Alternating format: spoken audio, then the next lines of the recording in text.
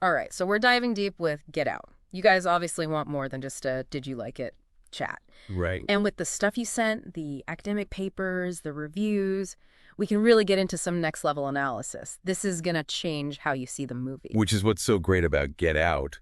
It's more than just horror.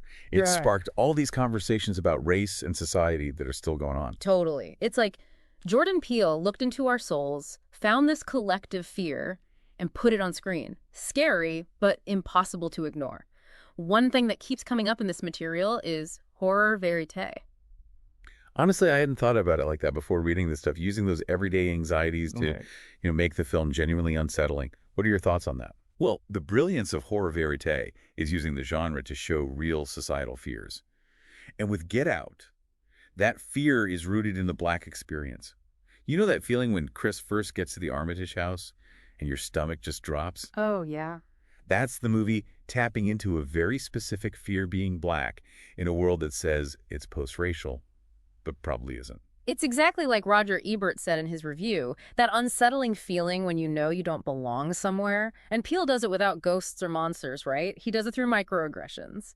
Those little comments, that can be so loaded, even if it's unconscious bias. Exactly. When Rose's dad keeps touching Chris's arm or they're constantly bringing up Tiger Woods, not overtly horrifying, but it creates this unease, like something is off. And that leads us to the sunken place, right? Oh man, the sunken place, an image that stays with you. Even Lil Rel Howery, who played Rod, said it reminded him of stories from his family growing up. Those almost mythical warnings, about the horrors Black people have faced. Peele takes that inherited trauma, that fear passed down for generations, and makes it visual, horrifying. It's more than just physical, it's being silenced, made invisible. And Peele himself said the sunken place represents being unheard, unseen. And with the historical context, wow, it adds this whole other layer, right? Systemic oppression, Black voices being marginalized. And that's where Get Out becomes more than just a clever horror film. It articulates this collective fear, a fear rooted in real, painful history. Yeah, this wasn't just a fun Friday night movie for a lot of people. This was like seeing their own experiences up there, Yeah. validating those fears that are often ignored or dismissed. And here's where it gets really interesting, because the source of the horror isn't some like typical movie monster. It's much more real. It's liberal racism. Right. Throwing a dinner party and calling themselves woke, but missing the entire point. It's what makes Get Out so creepy. It shows that type of racism, that hides behind good intentions. Like, we're not racist. We love Black culture. We even have a Black friend. Exactly. Like when Riz's dad, Dean, is like, I would have voted for Obama a third time if I could have.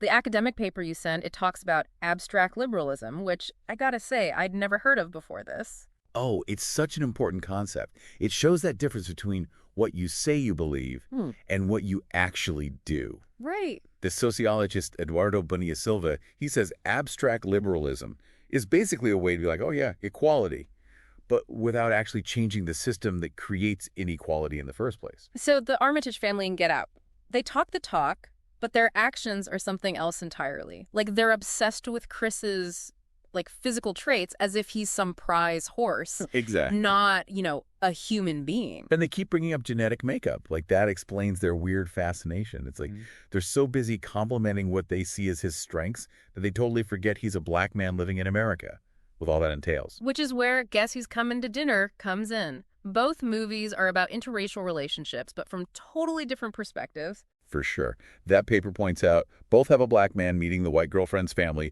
but Get Out flips it. In Guess Who's Coming to Dinner, it's the family's discomfort that's the issue. Yeah. In Get Out, it's their so-called wokeness. Yeah. That's the real horror. Right. It's like they use being liberal as a shield, Yeah. while still benefiting from a system that's rigged in their favor. Totally. And we can't forget about how Peele uses visuals to get all this across. Every shot, it's like it means something.